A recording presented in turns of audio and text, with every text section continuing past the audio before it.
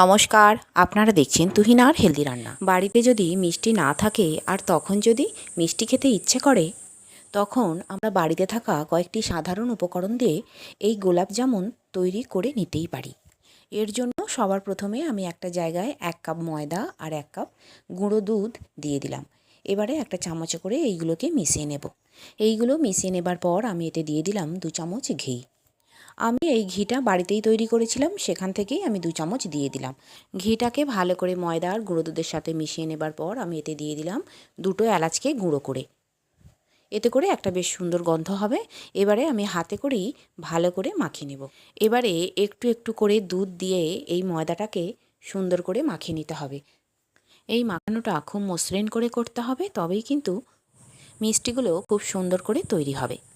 আমি এখানে গরুর দুধ নিয়েছি আর এই গরুর দুধটা আগে থেকে ফুটিয়ে ঠান্ডা করে রেখে দিয়েছিলাম। একটু একটু করে দুধ দিয়ে এটাকে মাখিয়ে নিতে হবে, যেন পাতলা খুব হয়ে না যায়। এতে আমুল দুধ দেয়া আছে, তাই অল্প অল্প করে দুধ দিয়েই মাখতে হবে, না হলে কিন্তু এর মাখাটা বেশ চটচটে হয়ে যাবে। এখন আমার এই মাখানোটা খুব সুন্দর করে হয়ে গেছে। আর এখন দিয়ে দিলাম 1/4 চামচ খাবার সোডা। এইটা যখন শুকনো উপকরণ আমি মেশাচ্ছিলাম তখনই দেওয়া উচিত ছিল, তো তখন আমার দেওয়া হয়নি, এখনই আমি দিয়ে দিলাম। আর ভালো করে আবারও আমি এইটাকে মাখিয়ে নিলাম। এবারে একটা চাপা দিয়ে দিলাম মোটামুটি আধ ঘন্টার মতো। ততক্ষণ এইদিকে আমি একটা চিনির রস তৈরি করে নেব। একটা কড়া বসিয়ে দিয়েছি আর 1.5 কাপ চিনি, 1.5 কাপ জল দিয়ে দিলাম।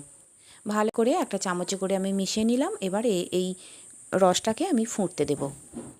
যতটা চিনি দিয়েছি জলও ঠিক ততটাই দিতে হবে, আর এতে করে চিনির যে রস তৈরি হবে সেটা কিন্তু খুব সুন্দর হবে। এখন আমি দিয়ে দিলাম একটা ছোট পাতিলেবুর আধখানা লেবু রস। লেবু রস দিলে চিনির শিরা কিন্তু বেশ সুন্দর হবে, এটা জমে যাবে না। এদিকে আধ ঘন্টা পর আমি চাপাটা খুলে নিয়ে ময়দাটাকে আবারও ভালো করে মেখে নেব। যত ভালো করে মাখা হবে ততই কিন্তু মিষ্টিটা নরম হবে। যেহেতু মিষ্টিটা ময়দা দিয়ে তৈরি হচ্ছে, তাই এর মাখাটা খুব সুন্দর করে করতে হবে। এখন আমি এই ময়দার ডো থেকে আগে সবকটা লেচি কেটে নেব, যাতে মিষ্টিগুলো একই সাইজের তৈরি হয়। এবারে এই লেচিগুলো সবকটাকে 2 হাত দিয়ে গোল গোল করে নিতে হবে। আমি যতই মিষ্টিগুলো গোল করতে যাই, গোল আর আমার কিছুতেই হয় না, তাই এই মিষ্টিগুলো গোল করতে আমার কিন্তু বেশ সময় লেগেছে। যাই হোক, এখন আমি সবকটা মিষ্টিকেই গোল করে নিয়েছি। আমি 1 কাপ ময়দা আর 1 কাপ গুঁড়ো দুধ দিয়ে 10-11টার মতো মিষ্টি বানিয়েছি। এখন আমি গ্যাসে ফ্রাই প্যান বসিয়ে দিয়েছি আর ফ্রাই প্যানটা গরম হতে দিয়ে দিলাম তেল। এবার তেলটা হালকা গরম হলেই আমি মিষ্টিগুলো এক এক করে দিয়ে দেব।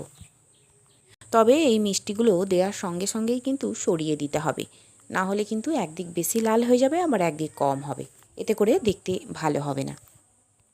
আর তেলটা খুব গরম হওয়ার আগেই কিন্তু মিষ্টিগুলো দিয়ে দিতে হবে। এবারে আমি ফ্রাই প্যানের হ্যান্ডেলটা ধরে মাঝে মাঝে শুধু হালকা করে ঝাঁকিয়ে দেব, যাতে মিষ্টিগুলো সরে সরে যায় আর বেশ সুন্দর করে ভাজা হয়। মোটামুটি আগের থেকে অনেকটাই লাল হয়ে গেছে। আর এই সময় গ্যাসের ফ্লেমটা মিডিয়াম করা থাকবে, খুব হাই ফ্লেমে কিন্তু মিষ্টি ভালো ভাজা যাবে না। এখন আমার মিষ্টিগুলোর কালার বেশ ডিপ হয়ে গেছে। এবারে আমি ফ্রাই প্যানটা নামিয়ে নিলাম আর ওই গ্যাসেই বসিয়ে দিলাম চিনির রসটা। আর এবার গরম চিনির রসের ওপরেই মিষ্টিগুলো এক এক করে দিয়ে দেব।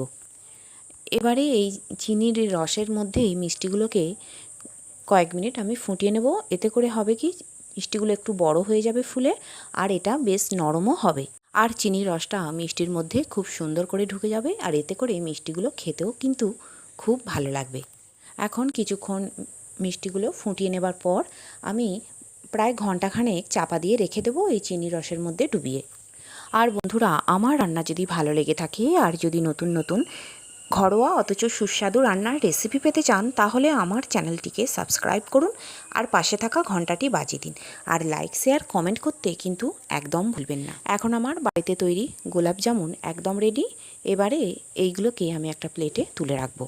বন্ধুরা, ঠিক এইভাবে আমারই মতো বাড়িতে গোলাপ জামুন তৈরি করুন, দেখবেন নিজের তৈরি মিষ্টি খেতে কত ভালো লাগছে। তৈরি হয়ে গেল আমার দুর্দান্ত স্বাদের গোলাপ জামুন মিষ্টি। আর আমার রান্নাটি দেখার জন্য সকল বন্ধুদের জানাই ধন্যবাদ। ভালো থাকবেন।